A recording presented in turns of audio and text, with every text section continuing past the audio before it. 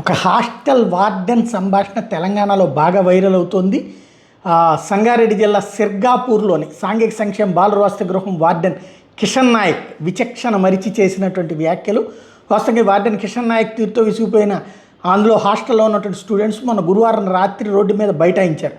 కట్పల్ Sirgapur road మీద బైఠాయించి వార్డెన్కి వ్యతిరేకంగా నినాదాలు చేశారు. దీంతో స్థానిక ఎస్ఐ మహేష్, సర్పంచ్ శ్రీనివాసరావు విద్యార్థులకు నచ్చజెప్పి హాస్టల్కి వచ్చి ఏఎస్డబ్ల్యూఓ చందా శ్రీనివాస్కి వార్డెన్ తీరు మీద కంప్లైంట్ చేశారు. విషయం తెలుసుకున్న కిషన్ నాయక్ శుక్రవారం ఉదయం మద్యం మత్తులో హాస్టల్ దగ్గరకు వచ్చి పిల్లలను తిడుతూ రెచ్చిపోయారు. వసతి గృహం సిబ్బందికి ఫోన్ చేసి అన్నంలో విషం కలిపేసి పిల్లలందరినీ చంపేయమని చెప్పాడు.